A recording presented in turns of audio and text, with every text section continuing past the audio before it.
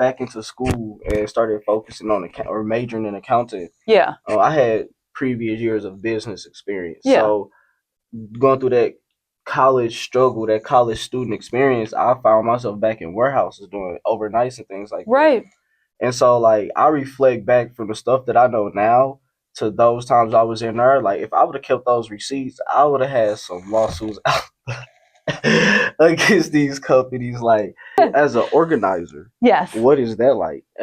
Is this specifically a union organizer? Yeah. So Okay. like we, the Committee for Better Banks is our umbrella, and we're Wells Fargo Workers United at, you know, the Wells Fargo locations. So That's you work for Wells Fargo? yes. And what? And they don't retaliate? oh, they do. They absolutely. Yeah. The retail. That's what it should cost. And you still making $15 an hour. Exactly. But perfect spot to end. Upcoming events. You got yes. performance this Saturday.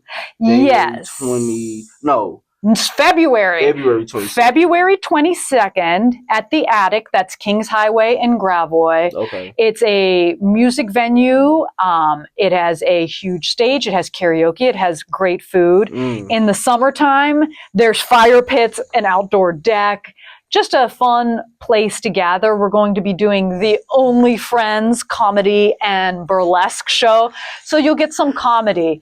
You'll get some burlesque. Where we interview real people telling real truths and stories. The overall objective here is to break the negative narratives that plague our communities and minds. The biggest one we aiming to attack is that there are no more good men and women out here. Stand-up men and women. The men and women we actually need in positions to help change our community for the better.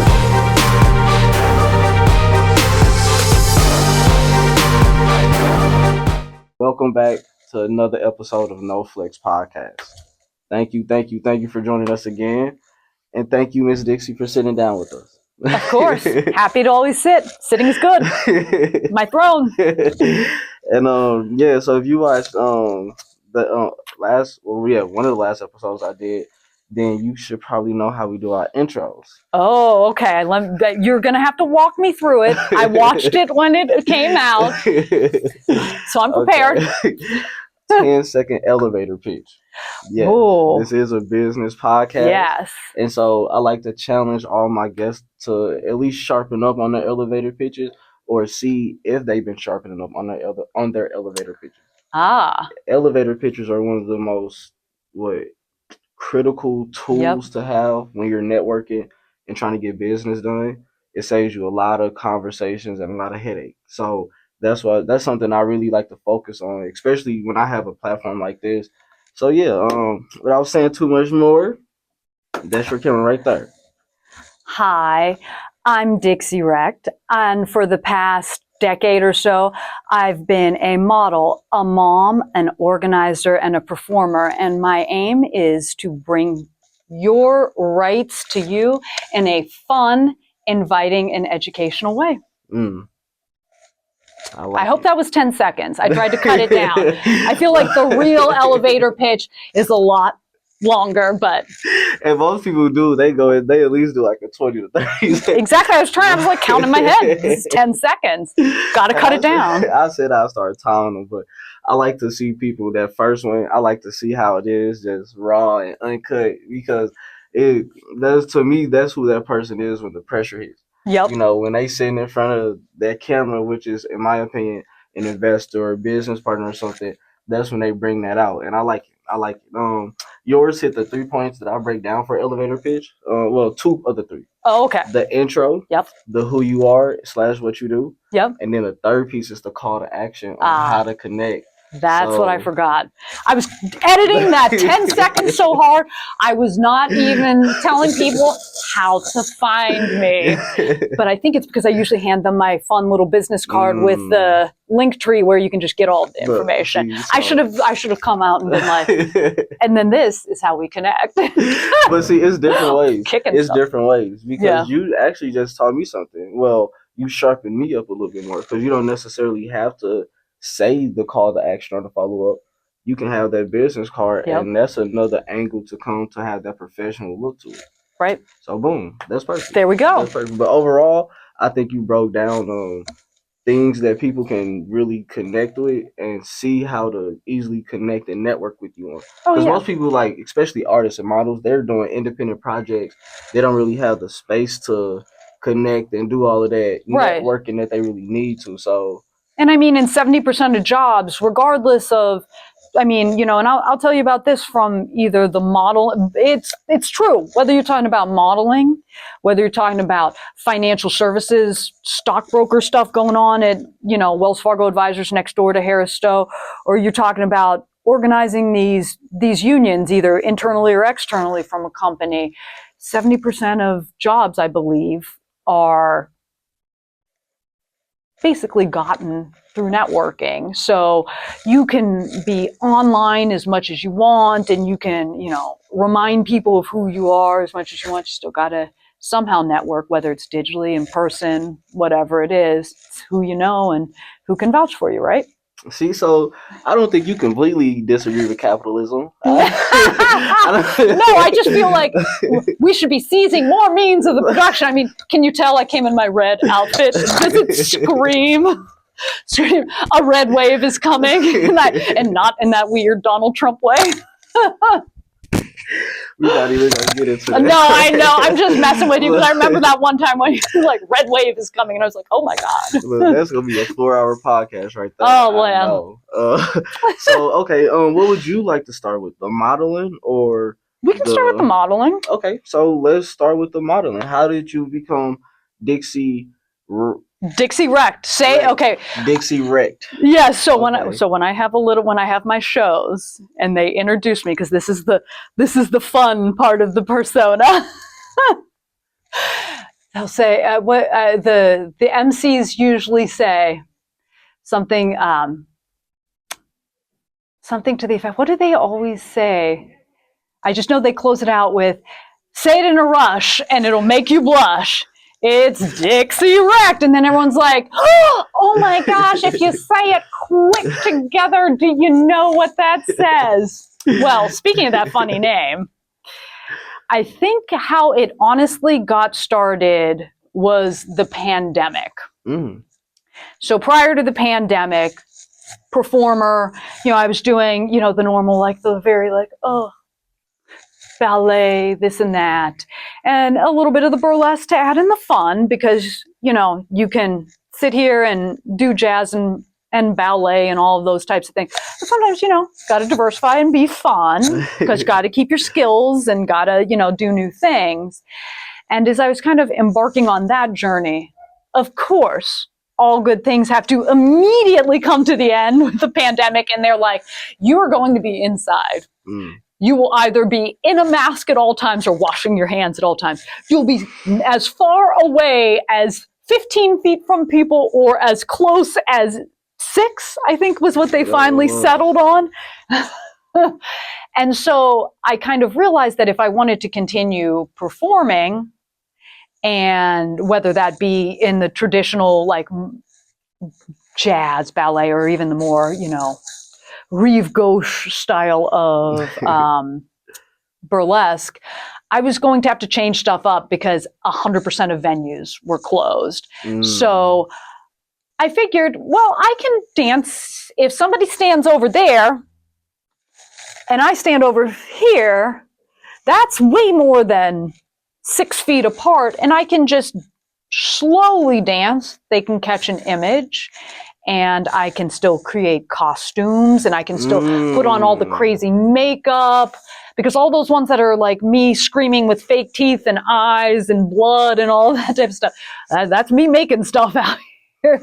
And, so someone's standing over there, I'm standing over here. It's the perfect thing. They can even wear a mask. Obviously I'm taking my mask off for the picture. They can still wear their mask. Nobody's getting sick. We're still performing. We're still making art. We're still bringing light to the world. And that's kind of how the modeling got started. I thought it was going to stop, but it didn't, clearly. Wow. So you just jumped into it independently? Yeah, I had some context before. When I was in college, I had modeled. So I understood, TFP, which like the trade for photos, basically collaboration work. And I understood how that worked. Okay. But I also understood how, agency work from back then, as well as, in the present work where, here's the things you should be looking for and contracts, and make sure that, this is stated here and you're not giving up this or whatever it might be. So I kind of already knew some of that stuff, but I did jump into it kind of on a whim. And, hindsight's 2020. Thinking back, I'm like, well, I could have done that differently, but you just kind of, as you meet new people, like, I think one of the good things is like, I've had photographers connect me with new models and be like, can you just run them down on what they need to know? And I'm like, of course, that type of stuff. So I try to, pass the knowledge on to other people, because I'm like, it's important to make mistakes, but let's avoid some of the big the big red flags that sometimes people bump into that you really don't even see. Like, that's why I take my mentors and the mentorship that they give me so deep and so sentimental and so important, because it's like for one, I realize it's already hard for millionaires to leave a blueprint behind. Right. So once you have one that's actively getting to it, that's willing to break down what they did to you, and like, they open about it, and they're not lying to you or they trying to take advantage, then it's just the right questions, asking the right questions. And so, like, just over the past 3 years, the mentorships I've been getting up here at the chamber, oh my goodness, it saved me a lot of heartache, but then it advanced me at least like 10 years into like my business development mindset. Like, like, it's getting crazy. This year is going to be crazy. Like, it's always good. Crazy for good reasons, not crazy for bad reasons or just crazy reasons. Even for the bad, we gonna walk through it. Right. That's, what else can you do, right? So, looking back, what was some of the biggest developmental challenges that you faced that you just didn't really see starting out modeling? Building a network, or like? I think it was, that's where I was kind of going to go with it, was building the correct network. Because there are a lot of, I know one thing that I'm sure you have heard from other performers, models, art people, as well as just maybe experienced yourself in, your own business ventures, is there's a lot of like guys with cameras or people that want to quote unquote help. And what they really want to do is enrich themselves, or a lot of, I know as a woman, like there's a lot of guys with cameras, and what they'll they're just creeps, and they'll basically disrespect your boundaries, and looking for those signs, like I think that was one of those things that I maybe missed out on, but fortunately kind of already inherently knew that these people were pushing boundaries. But that's one of the things I always say to new models is like, be absolutely certain of what type of model it is that you want to be. Know your yeses, know your hard no's, and enforce your boundaries. Because if you're not enforcing a boundary, then it's simply a preference. And we know how people do each other on preferences, right? Well, I prefer, I prefer, gold boxes, and you could just be like, well, I prefer silver boxes, so we're going to use silver boxes, or whatever it might be, something like that. And so I always tell people, be firm and just reiterate yourself, and don't be scared to walk away from something. There's a way to do it properly. I am kind of an amped up. I can get amped up, and I sometimes will feel, like I feel the need internally to be like, well, F you and the horse you rode in on, and once you get to St. Louis County, continue effing off till you get to Jefferson County, like whatever it might be. But there's ways. I never got that vibe. Well, that's because there's a way to do it where you can kind of go home and vent and scream into the existential void. But there's ways to kind of just be like, I appreciate you reaching out. I don't think that this is a good fit. You requested this, this, and this. I've stated multiple occasions this, this, and this. I wish you luck in your endeavors. And you can kind of just move on because there's no space. Right there. That's exactly. Look, that's a bar. How you said that. You need to take notes after what she just said. If you're trying to shut something down, that's exactly how you say it right there. Right. And it just, there's hard for an argument to be there because when people disrespect boundaries, whether they're, just personal boundaries or even like legally set ones, you can go back and be like, well, actually, we agreed to this in the contract, or actually, in our conversation, we said we were going to do these types of shots, so I don't understand why I'm now doing this other type of shot. And, you just have to be unafraid of walking away, because sometimes when you walk away, while it might feel like a loss in the moment, it's just building up experience to the next great thing. I call it leverage. Like, one of my mentors used to tell me, he drilled into me, is all money isn't good money, because I'm a shark when it comes to business. Like, I'm going to get that bag. Right. But he was like, you got to slow down. It was like the first 3 to 6 months. He was like, you got to slow down. You coming off too thirsty. You get what I'm saying? Like, you want to get these contracts and do all of these things so bad to where you're going to find yourself in a position to where you're getting overworked and underpaid. And I was like, he was like, all money isn't good money. And then like a month later, I was in contract with this business and they was doing exactly what you said. Like, I'm saying, look, I'm an expert. Me and my business partner are expert at this. Let's do it this way. They like, we prefer it this way. And I'm like, look, I'll cut this contract right now and get y'all the money back. But we had a 2 to 3 month contract. So I'm like, we got to stick this out. But those 3 months was hell. Right. And it was like, they settled in like, all money isn't good money. Like, it could be $1 million, but you don't know what comes with that $1 million. You have to ask yourself, like, first you have to figure out exactly what's all coming. That's why contracts are so important. Exactly. Those deliverables. But then you have to sit back and ask yourself, like, is it worth me really giving myself up for this? Like, because you'll find yourself in a position, and it's like, in a moment, you battling in your head, like, well, I put myself in this position, so I have to follow through with it. This isn't this. But if you're doing that in modeling, once those pictures are taken and they get out there, it's nothing. Nobody can. It's the person who took them and put them out there is really nothing that they can do. And the internet never forgets. And so sometimes those things follow you around. And I mean, and it's not just, so to your point that you were initially making about overworking yourself, and you're like, hey, we're experts. We think it should be, done this way. And they're like, well, we prefer it this way. I mean, that has been one of the reasons why the unionizing at Wells Fargo also, in the other business sense, has been so successful, because like for the position that I'm in, they tell you what you're going to get paid if you go into that position. It's as low as $116,000 a year and as high as, I think, $249 or something like that. But what people found was that if, you're in this position and it lists out these core competencies that everybody has to have, but then your department defines what, your competency, like to get that good review and that money, this is what you need to do. Well, people found out that while they might have accepted an offer of, say, we'll just pick $150,000. They accepted that offer and they're like, oh, wow, I've never seen money like this before. This is amazing. Comes to find out, they start getting bad reviews, or they get a good review, a bad review, and then they kind of come and they look and they're like, well, what?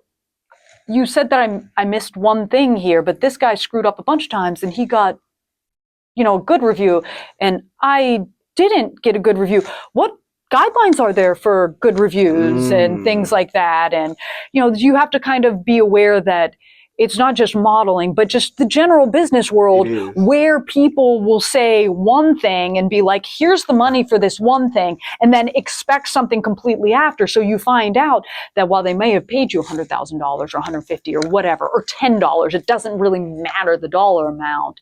You end up doing $50 of work for $10 or $500,000 work for $100,000, and you're like, something's not right with this arrangement, because it was listed out here, but then you had me doing this, and that's a switch in the terms and conditions of my contract, of my employment, of our agreement, whatever it might be. And depending on the scenario, like, you can find yourself with $100,000 lawsuit because like when I had got back into school and started focusing on or majoring in accounting, I had previous years of business experience. So going through that college struggle, that college student experience, I found myself back in warehouses doing overnights and things like that. And so, like, I reflect back from the stuff that I know now to those times I was in there. Like, if I would have kept those receipts, I would have had some lawsuits against these companies. Like, man, because of what you just said. Like, there's no reason you hire me as a package associate, but you have me doing janitorial work without getting paid for that. Like, you like, and then on top of that, you doing all of this bullying, all of these harassment, like, you know. And then it's like even then, if you as an employee see a supervisor having an intimate relationship with a whole other employee, you can still get compensated for that. Oh yeah. You don't necessarily have to be in that. If you see it and you can build receipts off of that. Oh yes. You just got to take that to forgot the 3-letter name from, and with the evidence and all of that, and they open up a case or investigation to that company, and boom, you know, like. Oh yeah. And that's why, but that's why understanding the deliverables on both sides and putting it into a contractual form is so important. I would agree. Know? But okay, so from the modeling, what was next? Was it the union rep, or was it any other business adventure? Well, I mean, mainly with the modeling, it kind of then it has, in the time since the pandemic started, it's kind of transitioned back almost like in a full circle back to performing. And I think one of the best things that I ever went and did was find an agent to handle a lot of this stuff for me, who comes with contracts, who are like, review this, review the payment, review the requirements. And, you know, that kind of like revolutionized everything for me, because it's like I didn't have to go down and create a contract of my own where I'm like, okay, this is what I expect. And I think, you know, and I try to connect as many, whether they fit the definition of like an agency dancer or model, which tends to be highly traditional, you know, the like, you have to be a certain height, weight, you know, like stuff like that. I try to push as many people over to, you know, the agency and things like that, so that they, even if they don't, maybe aren't one of the ones that's picked or signed to do something or what have you, they can at least learn a little bit about the benefits of, yeah, this is why I like it. I like that, you know, I know this person. I can trust this person. They're acting as my agent after all. I was acting in principal capacity before, negotiating it directly.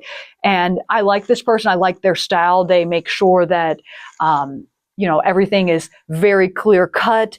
I'm not paying for stuff like costumes. I'm not paying for stuff like, you know, some of the things that, you know, you would if you were doing it on your own. You know, it's like I get gas. Exactly. Like just the things you don't even think of. And the other thing that I've kind of done is like, so that you can, you know, treat this as a business, you set up an LLC or an S Corp, or, you know, however you do it, a limited partnership. So you do have an LLC set up? Yes, I'm amending it because, like, yeah, I'm making just like you're making some moves this year. This year's going to be different, right? Add some partners to it. Okay. You know, you can set up stuff like that so that they can be a taxable deduction for you, a write-off for you. You can set up an LLC, and really all you're paying is the LLC setup fee. You can do it yourself. I will assure you, if you go to that new Clark Library at 64 in Lindbergh, they have a business center. There are people there that will help you and help you get it filed. You can also do other things, like if you are looking to add people, you can amend your LLC or your S Corp or your LLP or whatever you have to add new members as well as take members off. You can get employer ID numbers if you want to then pay other people and have certain benefits to your tax bill associated with that.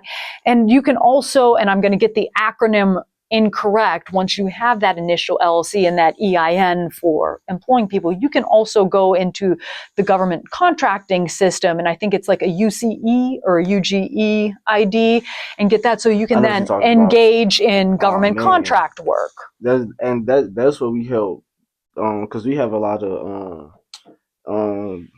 small businesses in like the healthcare field, so transportation, nursing, things like that, home healthcare. And that's what I cannot think of the name. I know, I can see the website and then I'm just like. I know exactly what you're talking about. That was one of the biggest things I picked up on here, like just putting yourself in different, I can't even explain it how I want to. Income streams or like potential income streams maybe? Or just in different, you kind of said it earlier, just in different networks. Like, all right, to briefly explain it. If you're competing with other companies and they're big companies, they're like, say you a construction company and you competed with some of the top 10 construction companies in the St. Louis metropolitan area. Well, when the government and big businesses want to start doing construction work, and my mind is spinning. Let me slow down. Yes. When big companies want to start getting that construction done and they start opening up for bidding, well, they get more tax breaks when they start going for smaller companies and start bringing those companies up.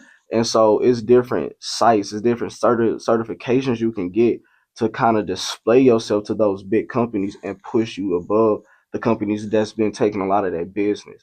And it's the 3-letter acronym she said, it's just different type of certifications, different type of business structures and things you can do to your business to display yourself and put yourself out there in a broader light to start getting a lot of bids. Because I've seen a lot of small businesses complaining about that, like, oh, well, I've been doing this and I didn't get this and that. I'm like, you not even going to the websites or the nonprofits or the businesses that company go to and trust and pay to bring them bids and stuff like that. So what do you like? Right, and it's like, and it's simple, especially with like the government contracting work. I can explain it. You can I mean, it's like you can go onto the site, you can search it. So, like, say you have a CNC machine and you're like a manufacturer, you can search to see, if they're looking for people that are maybe like CNCing solenoids or something, for some sort of mechanical part. And oftentimes they'll say, we will prioritize women-owned, minority-owned, small businesses, but you have to have kind of that identifier so that the government even knows that you're there, so that you can put in a bid or an RFP or a proof of concept or whatever it might be to help them out. You said it better than I did. Thank you. There you go. So going back to your business. Yes. This year, you said you're starting to focus on the performance side more. Yes. Why is that? Is there more money in that, or?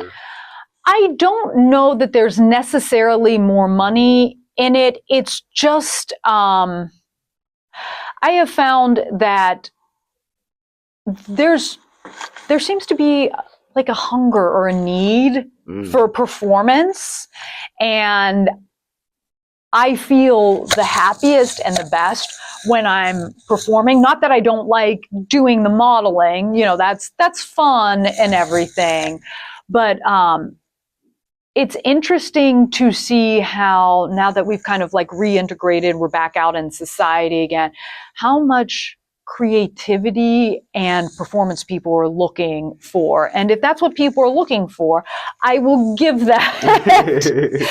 I will give that to them. And I mean, I also, you kind of go through these phases where you're like, all right, I've done these things. I want to, make some changes in my life. I want to do some new things, take some risks, see if it works out or not. And I mean, one of the troops I'm in, we've been booked through 2026 with a recurring show. So like, that's a good sign that, that's a great sign. Right. That, I'm kind of working on achieving that goal. But I also kind of, I want to do something more with it that somehow integrates the community aspect. And I think I know how I'm going to do that, but that's still, like kind of like you, that's still like we're working that out in my head up here, because I mean, I think performance, and especially if it's like, obviously I'm kind of like extroverted, the lady in like with the crazy hair and the stuff like that.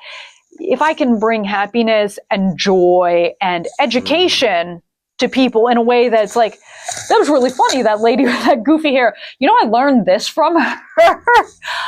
That's really my motive, is to, inspire people to stand up, do something, learn something, and then take it back to their people. Because, I mean, how else do we do it?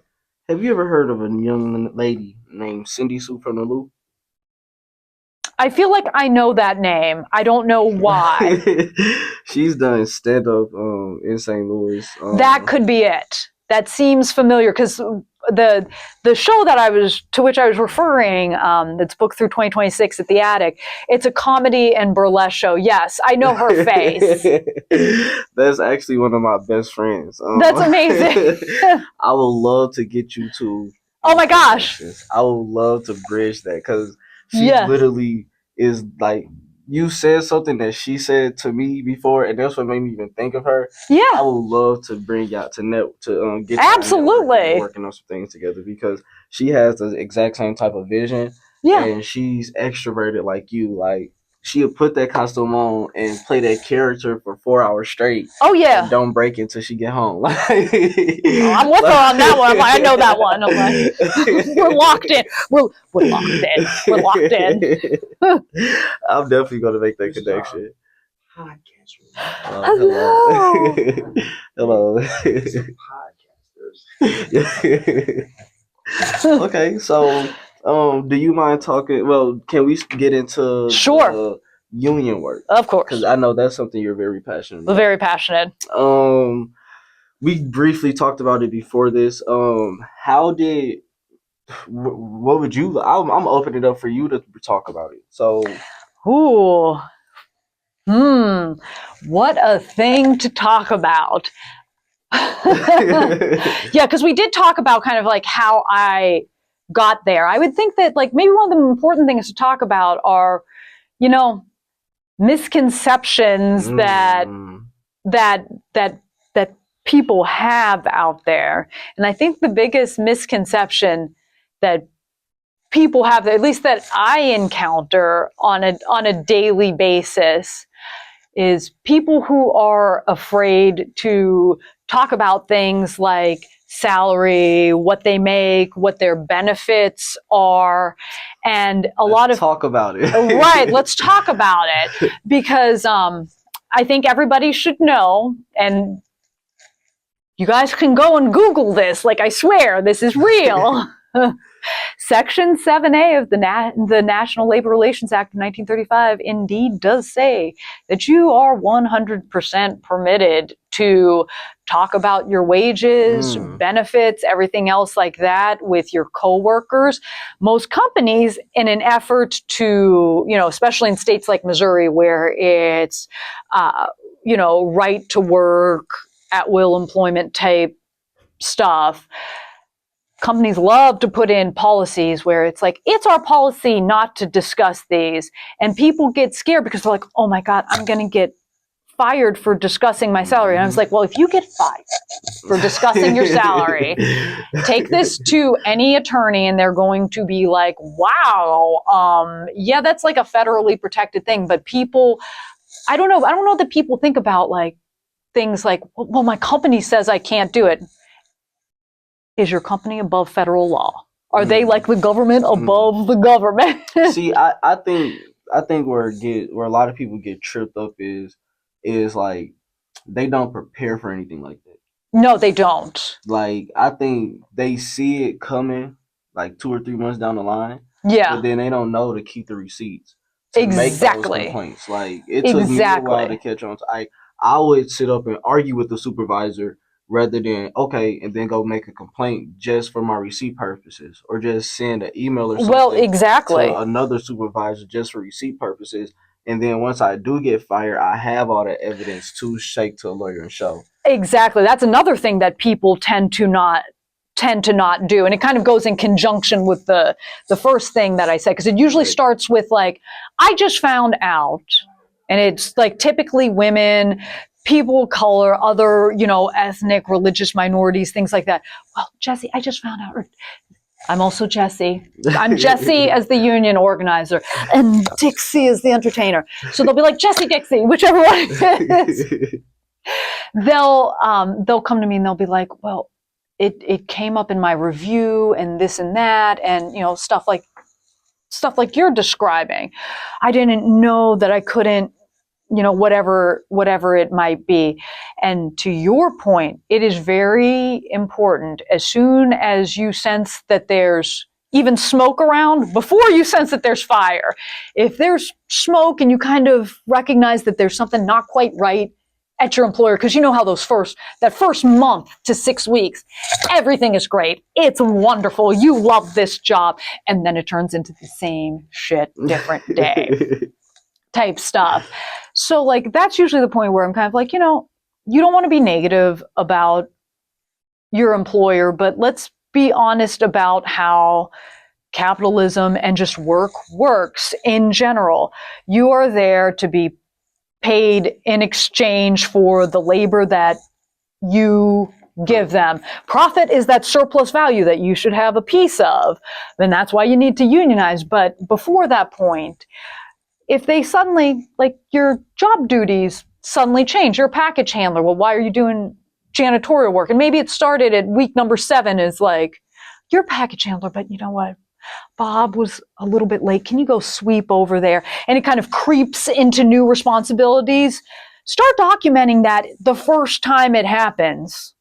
Like, even if it never happens again, well, at least you documented it. And what did it take? It took nothing more than writing down January 22, 2025, 2:40 p.m. My supervisor, Melissa, asked me to do this job duty that was outside of my own. And you have it right there. It doesn't need to be anything more than that. You don't have to, even though it is a single consent party state, you don't have to go out here recording things. And there's a variety of reasons for that, because you don't want to look, if you get into it with your supervisor and that gets called and it's deemed admissible in court, you don't want to have them be the one acting normal and you're the one being crazy. So I like your suggestion of... Yeah, because you can always go back, because just by time stamping it, they can always go back and run them cameras. Right, they exactly. Can always go back, and if they see you doing at least some of what you described or the actions that took place, how can they argue it? Because I worked at the airport and I started doing that with Clear. Yeah. Because I seen that happening with Clear. I'm like, I'm on y'all ass. I'm going to get a bag out of y'all. Right. But where they had got me was they seen that I was like following the procedures. I made the complaint. The complaint didn't get taken serious, so I made the secondary one to HR. Yeah. And then because that was like, okay, but then now the general manager, it caught his attention. So now he's trying to nip it in the bud. But in my head, I'm thinking, I need y'all to make a mistake so I can get this money, because I don't want to work here.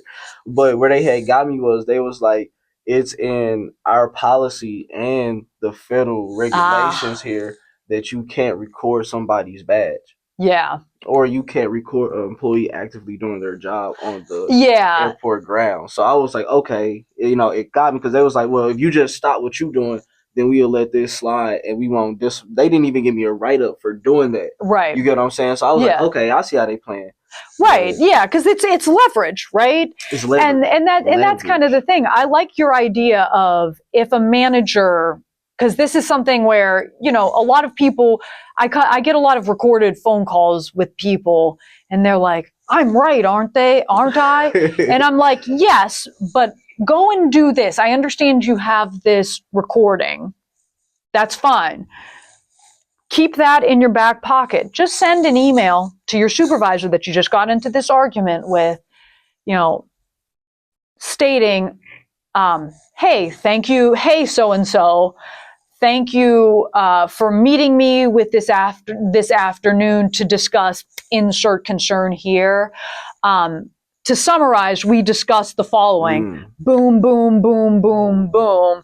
And, you can kind of put the bullet points in there and you send it to them. Make sure you either have your red receipts on or, like whatever your system is that you're using, because each email system is a little bit different, at an enterprise level.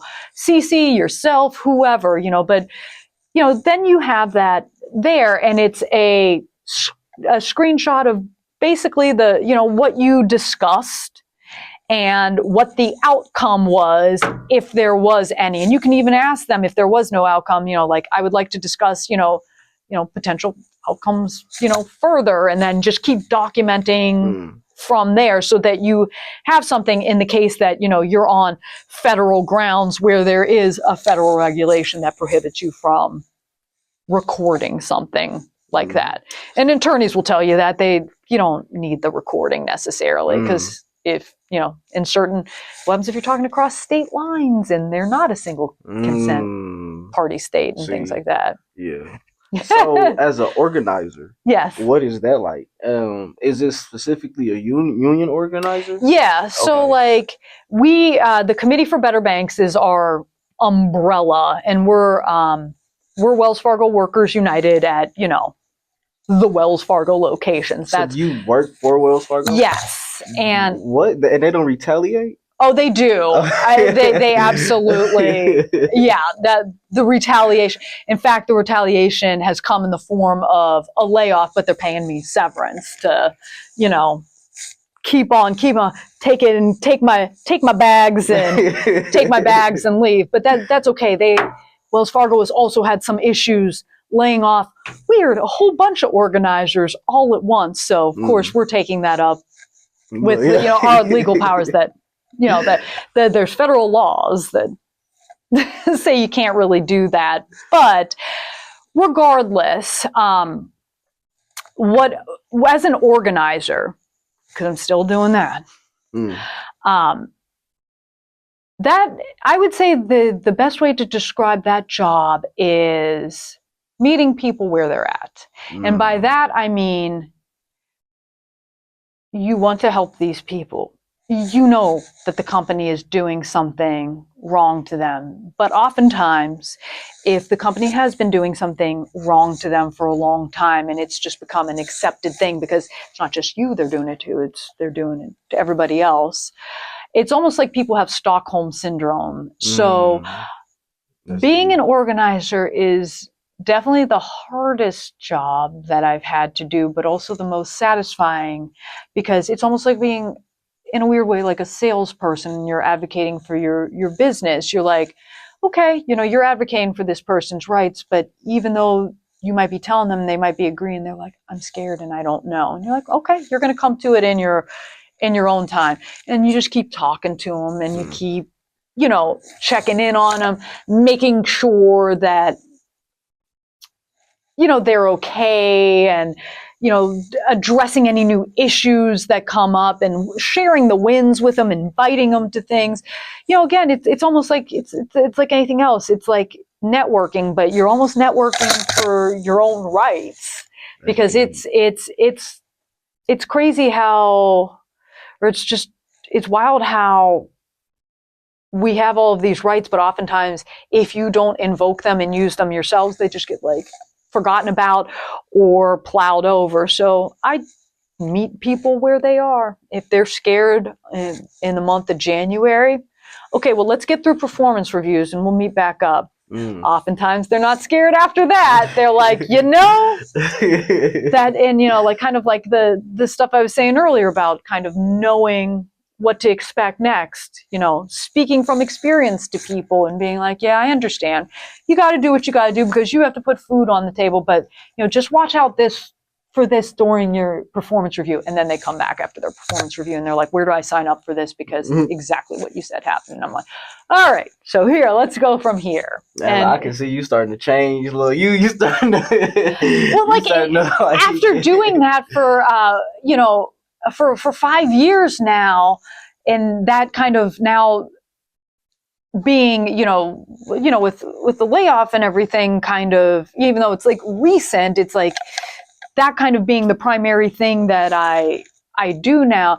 It is interesting, and it's an effective way. You can't force. I mean, it's so trite to say something like you can bring the horse to water, but you can't make him drink. You don't really mess with that saying?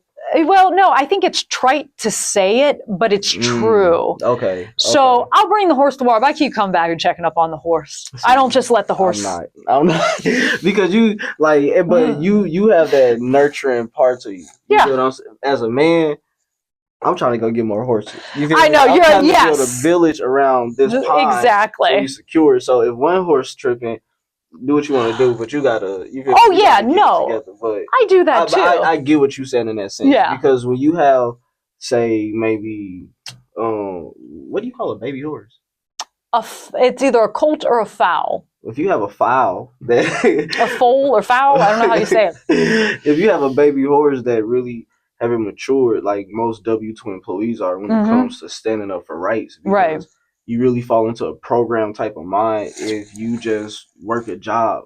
There's nothing wrong with it, but it's hard to see where you're getting taken advantage of, and to break somebody out of that Stockholm syndrome of something that's like you see is so important, but they like, oh, they've been doing this since before I got here. I can see how that's like, all right, you finna drink this water. Well, like that's kind of the thing is like, but to your point, I have to kind of be like you too. I can't just watch that one horse.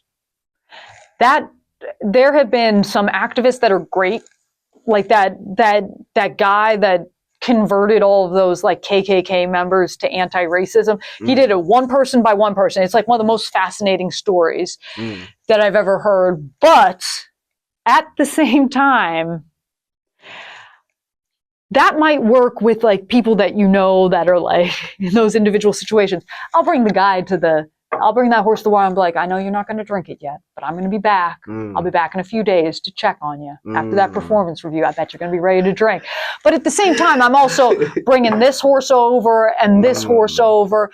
And that also serves, that serves to them as a signal that like, wow, I'm not alone. Because a lot of times, like you said, with the W-2 employees, you get into a mindset that, I just have to grind and I'm going to get this raise, and you kind of start focusing in on just one thing and you kind of miss what's happening around you. So I do it as a way to, remind them that it's not just them. There's a lot of you. And sure, there's people that are happy and being treated fairly for whatever reason, but notice the amount of people at this pond waiting to drink. And as you kind of do stuff like that, then people they recognize that as soon as they know it's not just them and it's not just them being targeted, they're like, wow, we can really do this. And I'm like, yes, you can. And you can go and do like some things that we're doing now with like contract negotiations where it's like. I was doing contract FedEx delivery dropping. So with FedEx, they FedEx Ground, not FedEx Express. FedEx Ground, they contract their routes out to independent contractors. Or bid them out to independent contractors. And so those independent contractors would try to represent as if they're FedEx, as if they can really regulate what's going on in these warehouses. Right. And so, long story short, the contracted company I was working for, our team, we had put a solid team together. This is like year 2. We was grinding. We ended up being the team that got him to become a multimillionaire. Wow. He came out and announced it with our team. And so what he ended up doing was giving us $100 gift card. It was like 10 of us on the team, the FedEx service in that warehouse, giving us all $100 gift cards. And then instead of giving us any type of incentives or raises, he went and paid a pastor to come and do like whatever services for us on like a weekly basis or anything like that. And we like, the money you just paid this pastor, why didn't you just give that to us? Right. But then looking back at hindsight, you can write any money you give off to a nonprofit on taxes. So but even then, like, that's when I was starting to see that. I'm like, we need to do something about this, because Right. like, come on now, like, he just said he's a multi-millionaire. And he gave you $100 a piece. Like, that's not saying, you feel me, all the businesses are making 100,000. No, he has $1 million in his personal bank account, and then millions in other businesses. This is ridiculous, and it just sparked something. And with like that next year, I quit, and I was getting like $1,200 a week, but I quit. I was like, I can't keep working for other businesses, because if I look up and I'm 50 years old and I'm still broke, and my only thing is a pension, or retirement check, or retirement fund, like, I don't know how I could live with myself. Yeah, and I mean, and that's one of the things is like pension, that would be even rare to have these days, because that's one of the first things that, you know, when kind of what was set off by, say, the Nixon administration finally came to realization by the Reagan administration, was chipping away at people's pension benefits. And that's why in the past, so many people were able to be, and I don't mean this in a negative way, because why would I? Like, I love union folks, but people were just a milkman, or just a construction worker, or just, you know, a carpenter, or what have you. I mean, people worked for those benefits only for them to be chipped away. And, you know, what probably would have been in a pension had, you know, maybe some of the things in 1982 that we can't control, you know, like that happened, you know, maybe he wouldn't have just gone and hired some pastor to do a service. Maybe that would have been going into a pension that could have sustained you at, you know, a rate adjusted for inflation in retirement, like 50 years down the line. It's like, if you don't even see that, how do you expect to retain employees? Like, you know, because either, I don't know, but people are in a mindset. People will do things such as, if you give them $100 gift certificate, they'll be happy with that. Because memory, I don't know if this is not scientific, but like, memory is so short these days. You know, it's like, if it's more than 30 seconds, I'm going to 2.5 times speed, and, you know, like, whatever. People don't pick up books. Memory is so short these days that they're like, well, do you remember when he gave us $100? He was like, but then you're like, he said he was a multi-millionaire in the course of a year. Where do you think that multi-million dollars came from? It came from our potential paychecks. So, like, when people kind of realize stuff like that, that's when they really are like, you know, this union stuff that you're saying, when we can, you know, he's paying us $25 an hour, but we can negotiate that it's $40 an hour.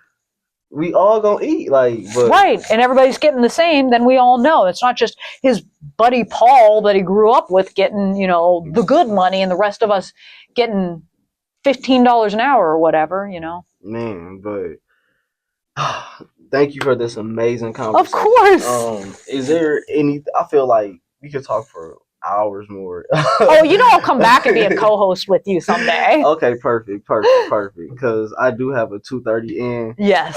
Is there anything you would like to talk about? Oh, let's see here. I don't know. I would just say, and we can, I guess, put it up since I didn't have the business card to hand to you. Just, you know, if you guys follow me and you have any questions about union related stuff or community actions, I share out a lot of that stuff on my stories. So a good place where you can come and ask questions about Wells Fargo or unionization in general, or what can I do? I'm mad about the current situation in my community. What can I do? I share out a lot of that content. And of course, at the end of it all, people know my little shtick. You'll always get a fun picture of me at the end where I'm just being goofy or silly or scantily clad. So there's always a treat at the end because I'm a silly little person, and I can't be Ball of serious and like, oh, this the entire time. Well, I feel like there's like, you may not even see it or know it, but you're bridging a gap between that corporate world and the other side of St. Louis that just doesn't get a light shined on it. Nope. Like the artistry side. Yep. And it's like a lot of the corporate is inspired by the artistry. Capitalism just stop us from giving the artists the shine.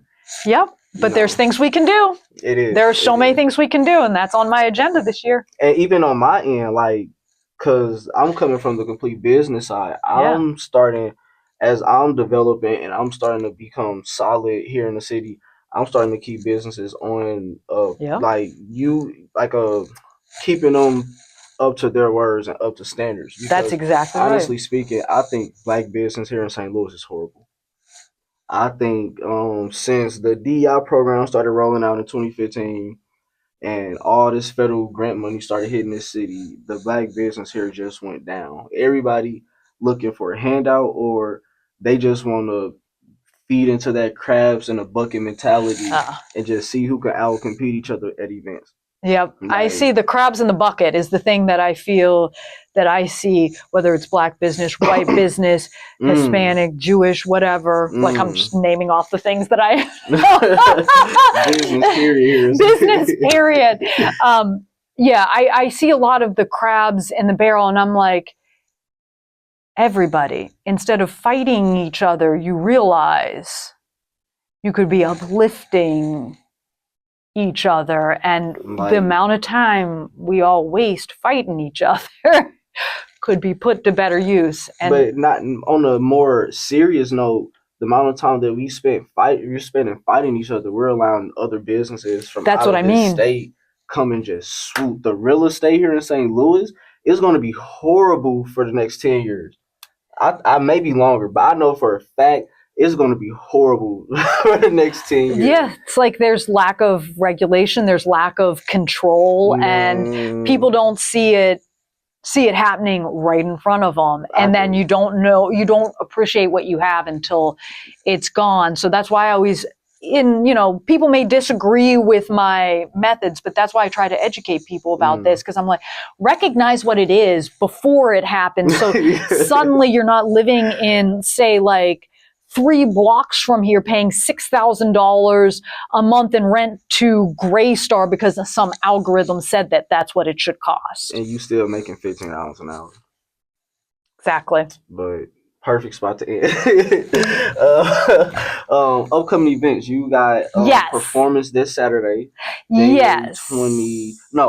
February 22nd at the Attic. That's Kings Highway in Gravois. Okay. It's a music venue. It has a huge stage. It has karaoke. It has great food. In the summertime, there's fire pits, an outdoor deck.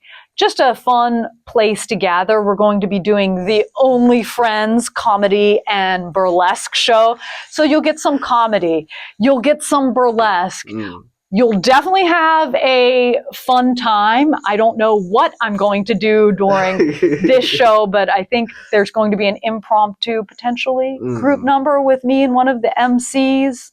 Who knows? Who knows what's going to come out? And then on the organizing side of things, next Tuesday going to Jefferson City to make sure that we maintain this $15 an hour pay rate that just happened, as well as continue to defend the Amendment 3, which was the re-upping or the return of not just abortion rights, but which is important, but also birth control and other things like that. That wasn't one of the executive orders. No. So Missouri, up until we voted at the last election, Missouri did not allow abortion even in the cases of incest and rape. And so abortion rights have been, reinstated and returned to people within Missouri. But of course, the executive orders from at the state level have started to attack that and the $15 an hour. So going to a lobby day. Yeah. So, because I mean, like, you know, while you may not be out here getting an abortion, I may not. I mean, we have kids. Like, we didn't go that route, and we may not feel that way. There are people that, you know, I mean, it's kind of weird. Kind of. I do know the Attorney General, and I could tell us a lot of weird stories, but that's another time. But, like, you know, you kind of sit there and think, like, that's kind of weird and odd that somebody in an incestuous relationship can't have an abortion. And then you kind of think about the fact that, you know, birth control and other just general health services are at risk because Planned Parenthood right down the street, in the grand scheme of things, they provide barely any abortions, even before any of the bans. It's mainly like healthcare they was stuff. just Planned Parenthood's from here to North County. All they want to do, in my opinion, was just collect STD data and profit off of that. Yeah, that's like, I mean, they're doing other things. Like, yeah, I barely see it, but I mean, well, they was doing a lot of menstrual stuff. So, like, I knew because when my kid's mother was pregnant, sitting in those offices, a lot of them was talking about the paternity. What's the pills called? That you take prenatal vitamin. Yeah, well, that's what I mean. I mean, and I'm not, you know, not necessarily Planned Parenthood because, you know, yes, I understand what you mean by there's some problematic implications of individual companies, but just in general, reproductive health service providers, whether it's Planned Parenthood or, you know, any of the various independent, I know there's a lot of various independent clinics that did exist up, you know, in North County and stuff like that. That, you know, just getting people prenatal vitamins that makes huge outcomes. Like people who maybe don't have like access to things like folic acid that prevents a significant amount of, you know, birth defects and things like that. People who just need to get tested. People who, you know, maybe they don't have a primary care physician and they know something's wrong and they go get checked, and cancer diagnoses and things like that. You know, there's other things that these, you know, reproductive service health providers provide, and abortions is like this much of it. But, you know, that's the sexy topic, and you know how that is. They latch onto that, and as if these people aren't right. Conclusion. Exactly. I will be here for hours if we keep talking. But alrighty, make sure you got candles. These are candles when you had touched them, and so I would like to get your review on them. Oh, awesome! Yes, this is the first one I would like for you to review. That is the Big Flex Bliss right there. I love. So first off, so what you guys aren't seeing. Do we all see the glitter? So first off, it has gold glitter in it. I'm immediately drawn to it because I'm kind of like either a crow or a cat, and I'm like, shiny things. I know this scent. This scent reminds me of being in like Sunshine Daydream by the incense counter. I know this. Is it dragon's blood? No. Damn. No. Hold on. I love it though. Like, do we see me smiling deeply? Like, wait till you smell this one. This one I get a lot of people saying they like that one better. Okay, I like this mahogany. One. Mahogany. Yes, because I was like, it smells like dragon's blood with a little bit of cannabis, but you know, I don't want people to think that I'm out here, you know, just smoking cannabis all day and having dragon's blood all over my body. But I love that. I feel like that really does smell like if you were sitting at your house, it's like a little bit dark, the sun's down, you're just kind of hanging out. That's the exact scent. That's why it's like, it's familiar to me. Okay. I was going for that tobacco tree bark type of. Yes, I love that. Because I'm like one of these people that likes I have jasmine and cedarwood on, and it's way more cedarwood, and I love those woodsy smells. Oh, this one, look at that. I shouldn't have burnt it, but okay. I had to prove to somebody you can smell. It'll get a whole room lit. I'm like, I love the little, and I guess you probably can't see it from here, but there's like, it's almost like veining as if it was marble. And I also put sage, a sprinkle of sage in these as well, because I heard sage keep away from mosquitoes. Yes. And then the herbal effects that people use for sage as well. And I'm a big gardener as well. There's like echinacea and chamomile. If you combine them correctly, they will also keep mosquitoes away with like a little bit of citronella. It's very interesting. But this one, I smell, and it could be just because it was lit. I do smell. There's an extract that you can make from hay called hay absolute. It smells like that. It has that very green, grassy, fresh scent. A little bit of like warm vanilla, but like more of like a warm milk kind of. Look at me being like warm milk. It's like me as a mom rubbing my like, come on, like, warm milk. But yeah, I actually, oh, there we go. That's the goal. I'm just like, that's fine. It's decoration, face decorations. I actually think I like the Netflix and chill one better because it's more wood scented. But I like this one. I also like, these are unique scents. I think you're onto something because they're definitely more unique. And they obviously, like with that one, and this one too, because I was like, how do I remember? I was like, that one time in 2018 when I learned how to distill hay absolute from hay. I'm like, they evoke memories, and that's what you want a product to do, right? Exactly. You want this to evoke an emotion. You don't want it to be in the background. You want somebody to have a strong reaction. Because that's how you connect with people. But I love these. These are amazing. And I'm like, you're so creative. You have like the clothes, the candles. Yeah, I do the social media marketing. I just got my life insurance producer. Well, I passed the test to get my life insurance producer license, so I'm going to get that reinstated with Primerica. You're going to start doing it all. Yes. You're doing it all. Yes, like next thing you're going to be like next thing you need to do, while I would not recommend working at Wells Advisors until the trading department is unionized, go get your stockbroker's license and start trading the stock. I'm getting my securities. Yeah, the SIE? Yeah. Okay. Yeah, I know it's the securities. Yeah, you get the SIE. It's like Series 6 or something. Yeah, so you get that first, because 10 million years ago, before this all happened, before like some of the financial crisis happened, because I have a Series 7, 66. Series 7. Yeah, Series 7, Series 66. I used to have 53. They don't have that anymore. Or 55, which was the equity trader before the whatever crisis. And what else do I have? The 4, the 24. I have a bunch of them. But you get that and you can start selling stocks to people. Who are you telling? I am always an advocate of,